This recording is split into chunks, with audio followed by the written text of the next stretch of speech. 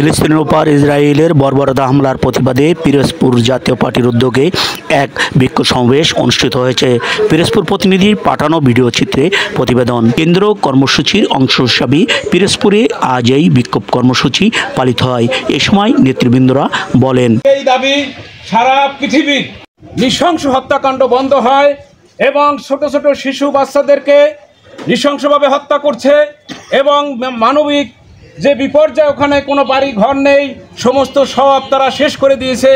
আজকে সমস্ত মুসলমানবাসী আমাদের ঐক্য হওয়ার একটি সমস্ত আরববাসী আমরা এক হওয়ার জন্য আহ্বান জানাই যে আরব বিশ্বে যত শক্তিদার মুসলমান কান্ট্রি রয়েছেন, আজ ইরান রয়েছে, সিরিয়া রয়েছে, তুরস্ক রয়েছে, আজকে যদি সবাই মিলেমিশে আরব বিশ্ব যদি আমরা একত্রিত হয়ে ওই যারা সন্তান ইসরায়েলি বাহিনীর বিরুদ্ধে আমরা যদি লড়াই করি, তাহলে আজকে সমস্ত মুসলমানদের নির্যাতিত মুসলমানদেরকে আমরা রক্ষা করতে পারবো।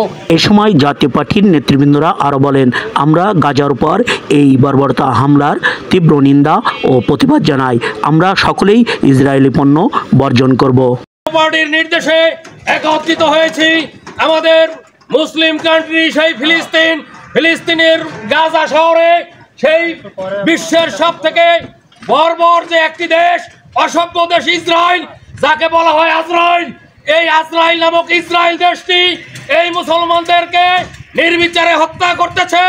এর বিরুদ্ধে আমরা এই পিরোজপুর জেলার জাতীয় পার্টির নেতৃবৃন্দ উপস্থিত হয়েছি সাধারণ জনগণকে সাথে নিয়ে এর বিরুদ্ধে তীব্র প্রতিবাদ করার। জেলা জাতীয় পার্টির নেতৃবৃন্দরা বলেন, আমরা ঐক্যবদ্ধ রয়েছি, প্রয়োজন হলে আমরা জীবন দেব এবং আমরা ইসরায়েলের সকল পণ্য বর্জন করব। সকল মুসলমান এক হয়ে ইসরায়েলের বিরুদ্ধে আমরা যুদ্ধ ঘোষণা করেছি। মির্জা চান হোসেন তৃপ্তি, আমান নিউজ টিভি, ডেস্ক রিপোর্ট।